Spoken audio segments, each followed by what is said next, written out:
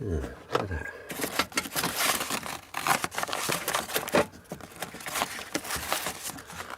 New Forest. Camping in New Forest. Caravan 1994. And camping touring guide 1992. And here is an owner's manual. I forgot all about these. RAC map of where's that? England and Wales. Right. Trip down memory lane here. That was a lifeboat light. Bowls. Anyway, in sidetrack there. Let's see if this key fits this. Fits this petrol cap.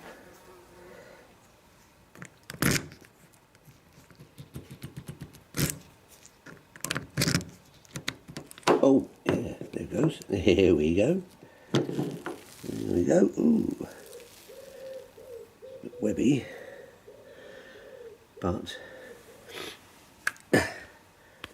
we do have petrol cap. So I'll go and get some, go and get a funnel and see if we'll just stick a gallon in there from this can. I've just taken that out of the L200, so it drove on that, so it's good petrol. Well, I'll put about a gallon of petrol in there from the Mitzi. It ran that, so let's hope it's enough to be sucked up from here. There's nothing on the ground, so it must be in the tank. Next thing to do is check the oil.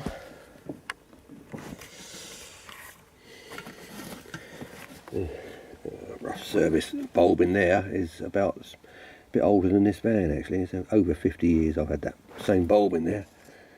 They built them properly in those days. Looking down in there is where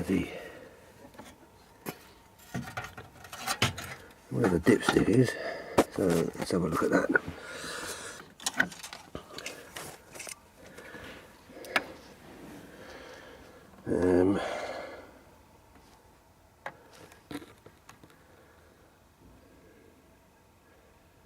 That's a bit high up the stick there. Don't know if you can see that, but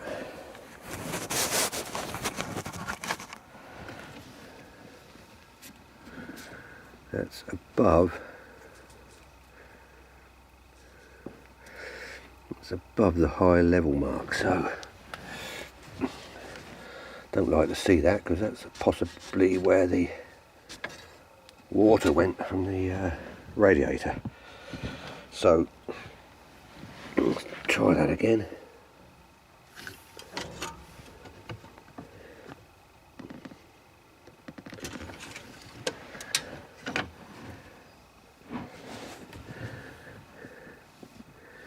Yeah, it is.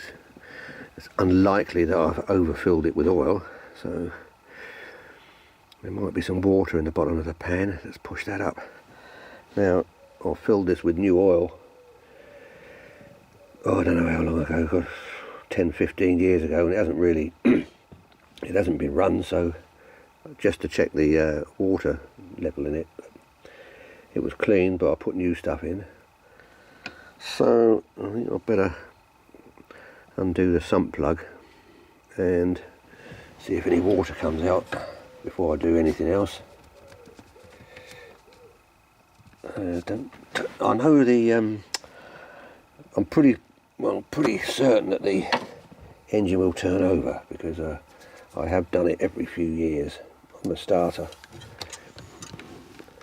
just to keep it free.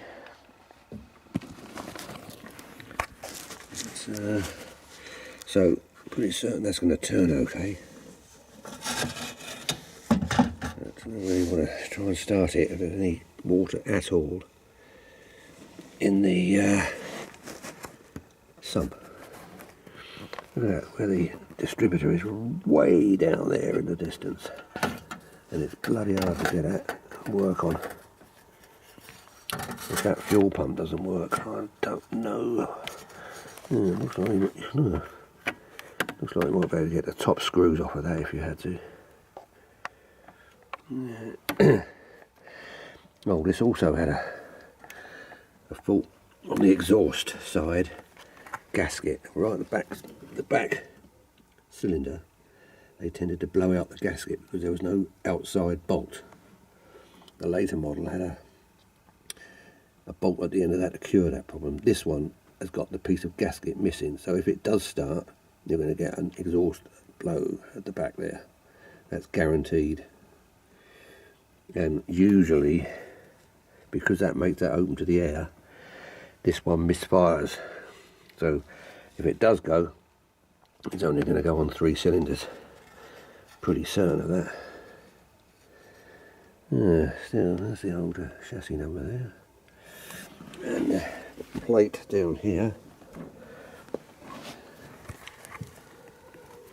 shows it to be a 12R chassis, RH11. So there we are, that's actual weights and the date of birth is 1974. Let's see if we've got anything here. Oh, absolutely bugger all there on the brake. Throttle works. So that at least we've got an accelerator pump there. And the clutch.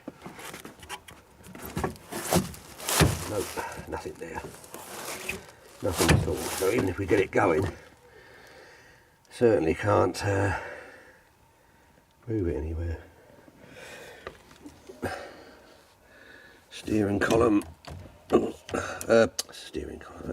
Gear change is absolutely solid. Runs down through the floor just down there. Yeah, so not surprising really, it runs in all that rust. There's the clutch master cylinder. So that's probably got no seals left in it. And the brake master cylinder is there. God, big old bugger, isn't it? Yeah. Voltage regulator, by the looks of it. Fuse is easy to get at. Heater. I've left the handbrake off for obvious reasons. What's that there? That's that's the front vent. The front vent lever, that there. Opening the airflow there, down there. Don't forget to fasten your seatbelts. Radio worked last time I used it, but it won't work in this tin shed. So I think the next thing to do then is take the plug, the drain plug off. Well, just crack it open, see if any water comes out.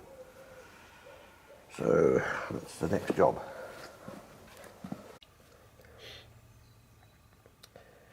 Right, let's go and attack this oil pan.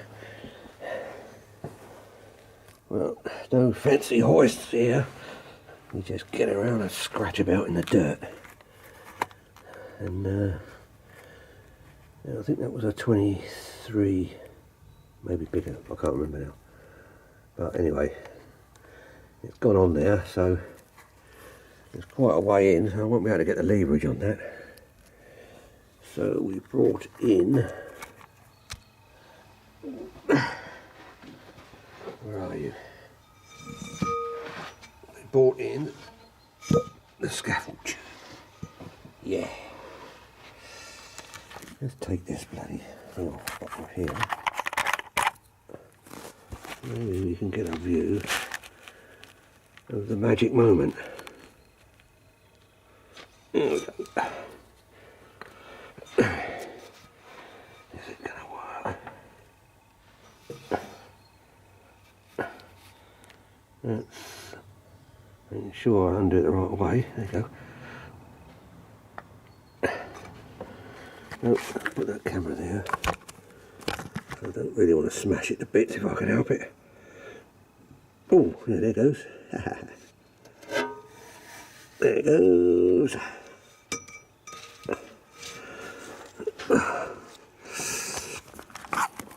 So under we go, and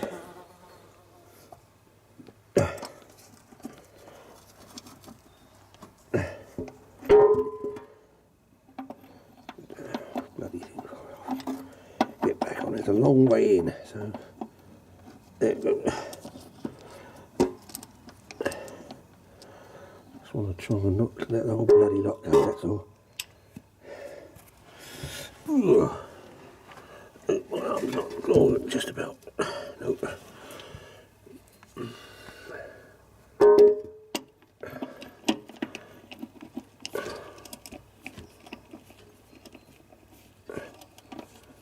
It'd be easier if I wasn't holding a bloody camera.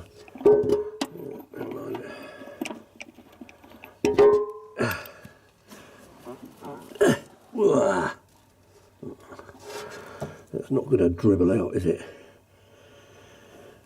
We'll have to put this camera down a minute and get a better two hands on it.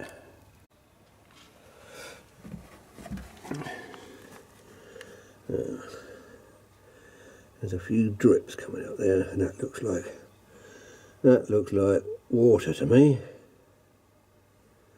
Not a good sign.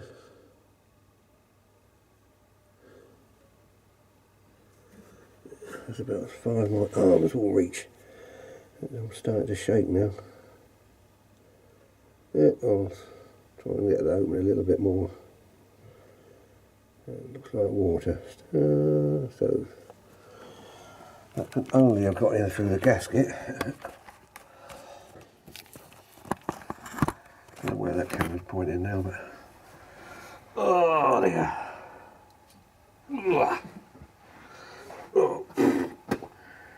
Oh, what I need is an arm extension.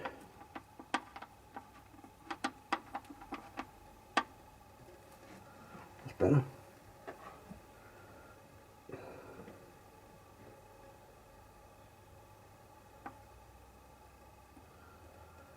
There's that there.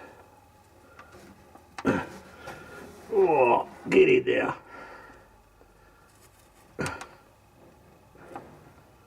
Yeah, that's water.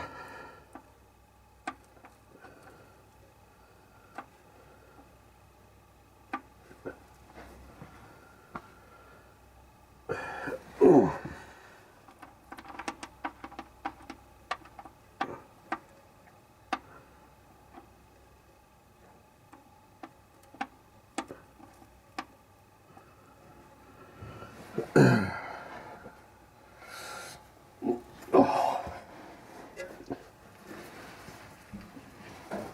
Need long arms for this job.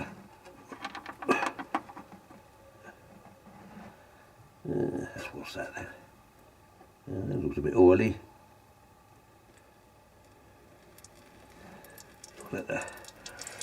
I'll let that run down for a while.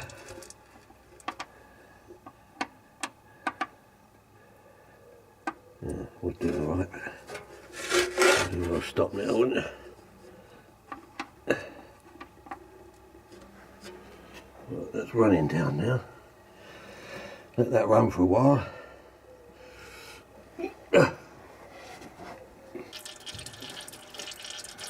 Let's have a look now.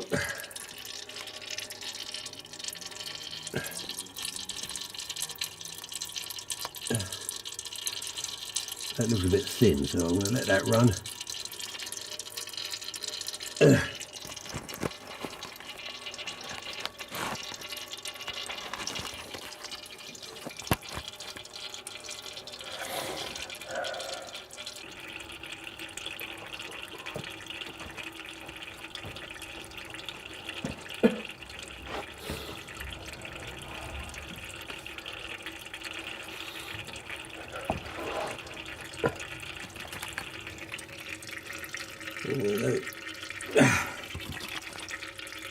sometime later.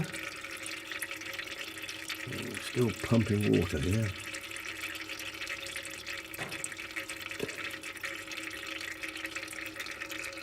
Still got quite a way to go on the dipstick. This of course is bad news because the head gasket might be buggered. We shall see. We don't help it running. If it is buggered, then it will probably stay buggered.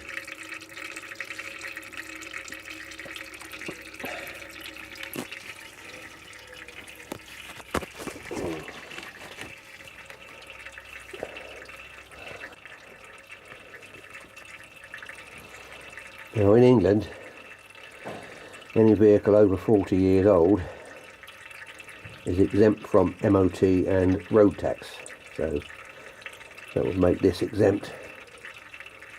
So in theory I could start this engine up, get it insured and run it on the road. The law also states that it has to be in safe roadworthy condition, but well, so this won't qualify. It's got no brakes. Still, I should think if the engine runs, there's a possibility. We shall see.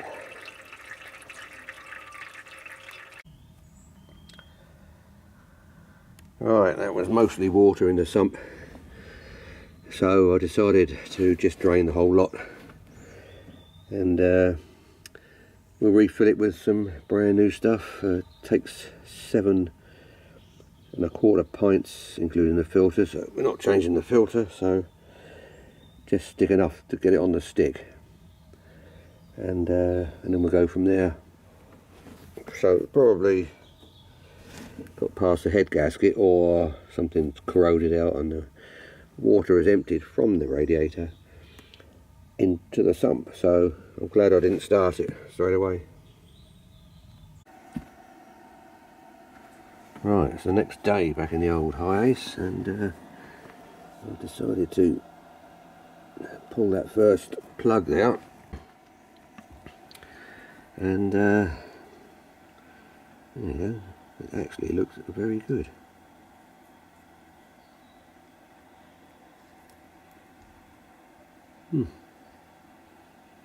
It's a good start. So I also drained the oil filter.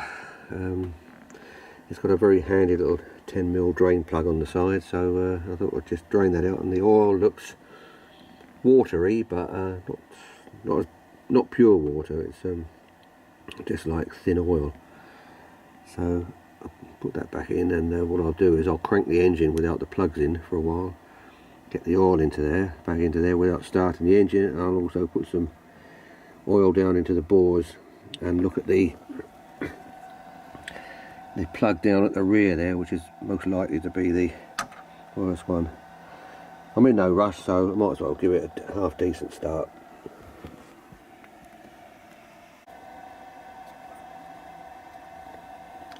Well, that back plug is difficult to get to, so I thought to myself, why not take this chainsaw out of this cab and the winch as well? I'm unlikely to need it. I might give myself a bit more room. And sure enough, that worked. So I'm now sitting over the top of the cab, and it's still hard to get down there in the back there. But anyway, there's the plug. I don't know if you can see it there, tucked in the back, but it's black, so not as good as the front one. But at the end of the world bad. Let's see if we can get a better look. Oh.